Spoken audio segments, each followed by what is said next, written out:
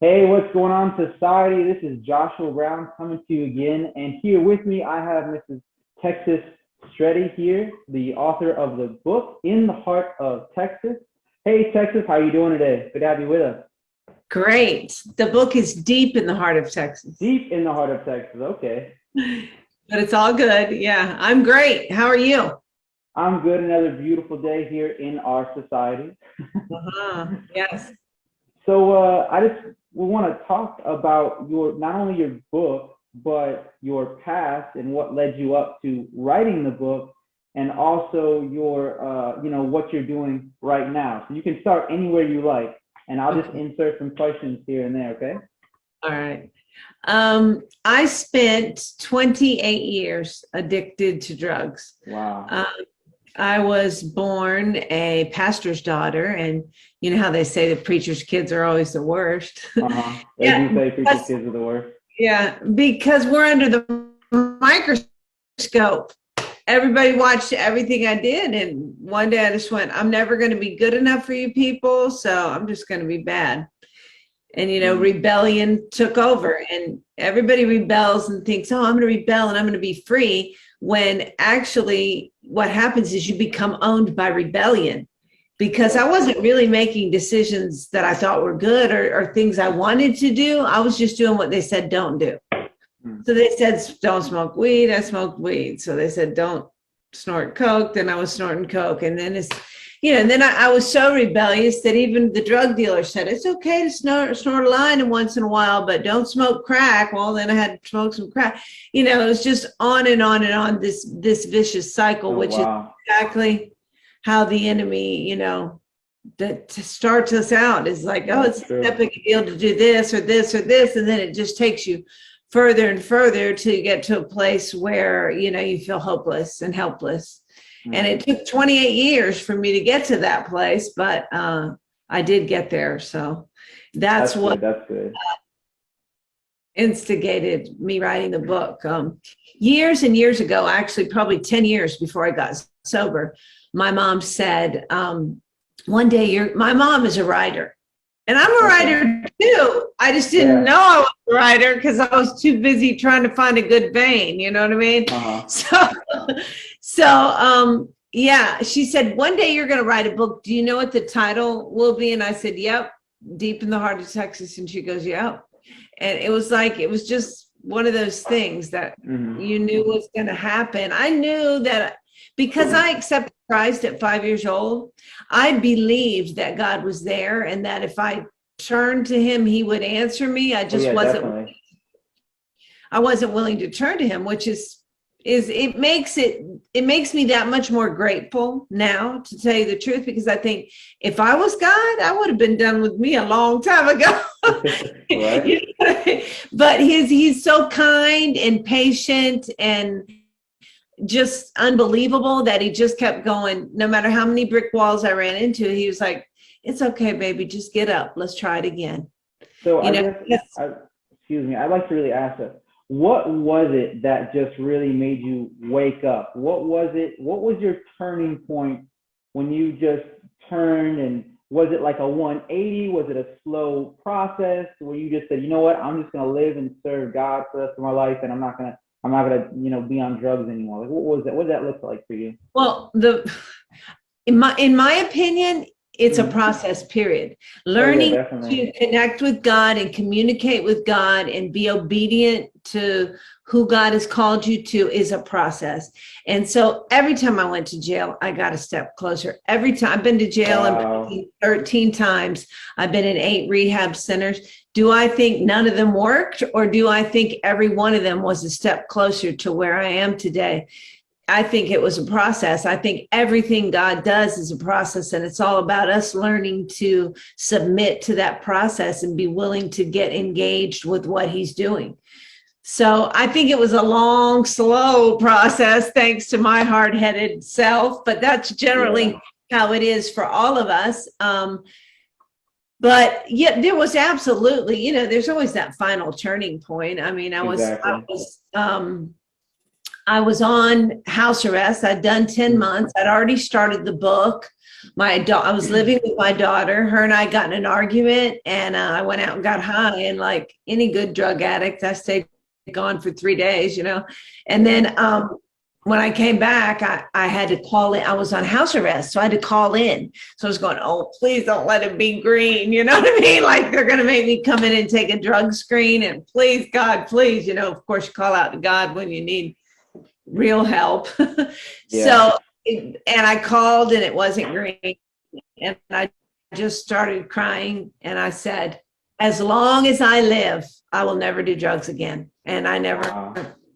And that was just the final straw. But every step was a step in the process to get me to the place of recognizing that I'm worthless without Christ. That's the process we're all in. We're all in the process of learning we can't do anything well without God. So it's so interesting. We've got what? You said 8 visits to jail, right?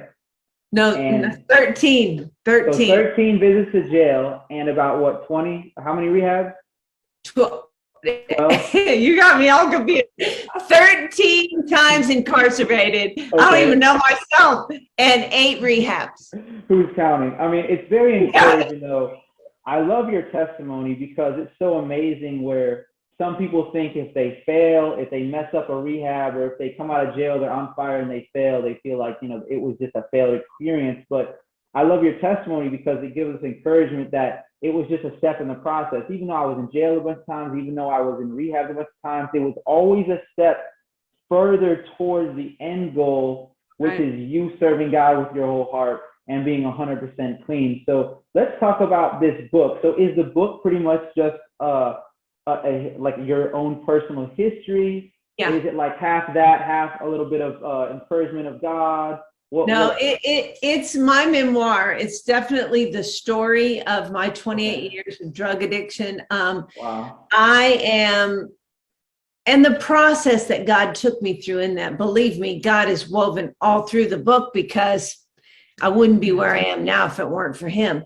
But it's just the kindness and the patience and how God just talks to us in real terms and in real life situations. You don't have to get down on your knees and pray and, you know, home or any, you know what I mean? It's just, you talk and you're like, what's up, God? You know what I mean? Where the heck are you now? You know what I mean? That's prayer. And so, you know, I think everything about my story is just very authentic, straight up. This is how it went for me. I don't care if it makes sense to you or not, if this is just what was happening and why I was choosing what I was choosing. Nothing in my book is about blaming anybody or trying to make it make sense to anybody. It's just, here's where I was. And it was very enlightening to me because I was like, wow, that's what you were thinking? That was stupid, you know? So it was like really to me to go try to make it make sense to somebody else. Mm-hmm. So there's 41 chapters, and well, I don't want to tell you because if you get the book, I don't want to ruin it. No. Oh, definitely. Oh, yeah. I plan on reading that book. Even if it's like an audio version or something I can listen to on my car while I'm walking. I'm working on audio version now. Okay, awesome. Praise God. That's great. So you are also one of the diamonds in our Road to Restoration conference we're having on January 23rd. And we do have some diamonds, and you're one of them because your testimony is amazing. Because right now you are adding to society, and you know, drug addiction is a big thing in our country right now. And a lot of people are being prescribed some drugs that they can get addicted to, even by medical doctors. And it's just so encouraging to hear a testimony like yours because so many lives have been ruined by drugs and drug addiction, be they legal or illegal. Yeah, and the legal ones are worst. I mean, to me, I've done everything. There isn't much anything I haven't taken in my life and been on for an extended period of time. Mm. And the legal drugs, I never was a real drinker, but let me tell you, alcohol will eat your guts right out of you. Oh, yeah. You can die from detoxing off of alcohol, and it's legal. And it's the same thing with pills. You know what I mean? You have to, in my mind, you have to be kind of simple-minded, let's say, to think that all of that isn't some sort of orchestrated something against you. And I'm not saying whether it's the government or whatever. Look, there's two forces in the world. There's good and there's evil. And so if it's not from good, it's evil. And so whatever it is not a good thing. And it's that therefore purposed to destroy you. And so we got to be strong enough and brave enough to stand up and go, I'm not falling for this crap anymore. Yeah. That's what it takes. Yeah, there was an important guy named Jesus Christ. He said, the thief comes to steal, kill, and destroy, but I come that you might have life and life more abundant.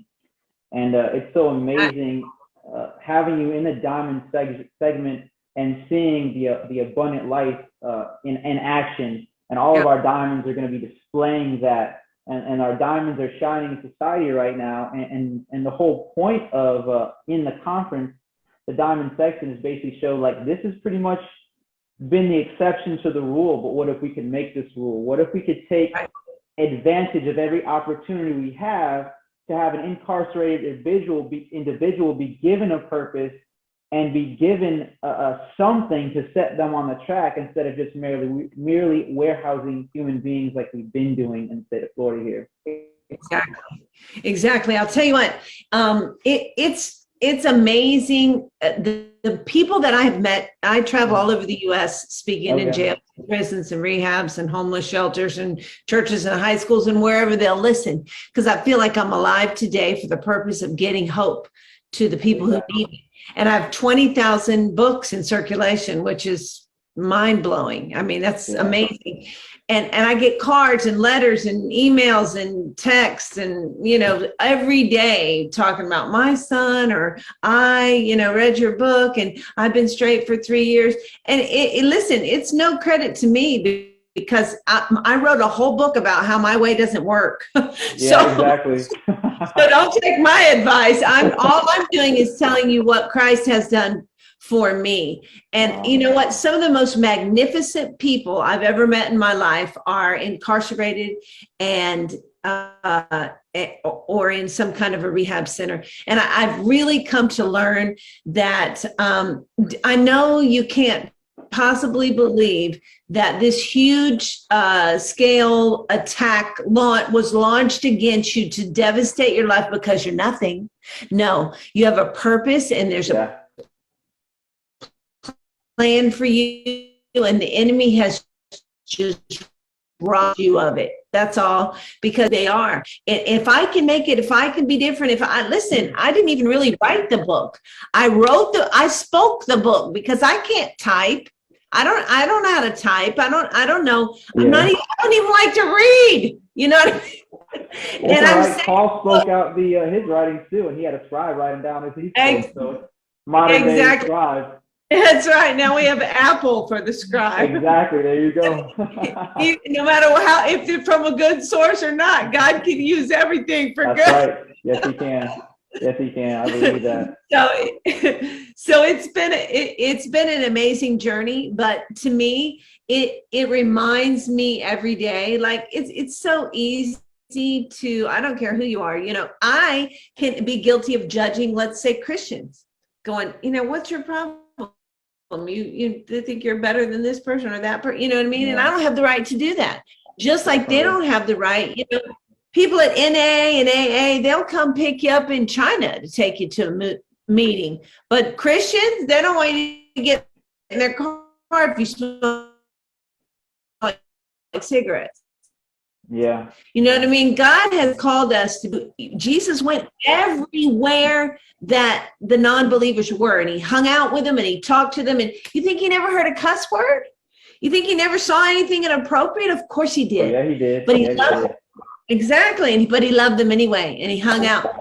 If our mission is to go into the world and preach the gospel, that means not go to knocking on doors, asking people if they know where they're going when they die. It means get connected with the people around you and be an example of who I am.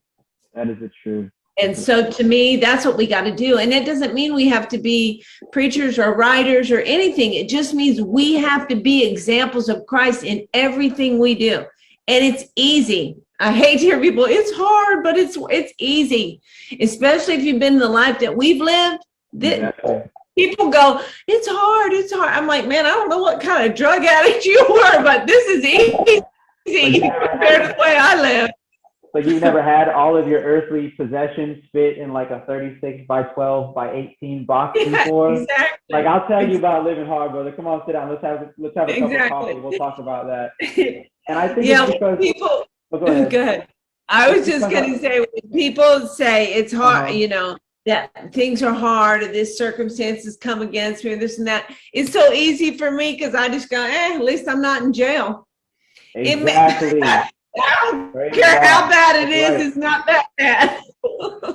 Yeah, and it's cool. Our journeys, and it's so amazing when God takes somebody from the very worst and then he elevates them, because we see a lot of that in the scripture as well, where God says, you know, I will take the foolishness, the wisdom of the world and turn into foolishness. I'll take those foolish and make them wise so that they can found the world with the wise things of Christ. So that is very amazing. So in our Road to Restoration conference, we will be talking about how individuals like me and like you, Texas, can be influenced for the better while they're in our correctional institutions, right, and given a chance to do better. And then when they get out, they can be adding to our society versus becoming a statistic and degrading society or making another victim while they're in society.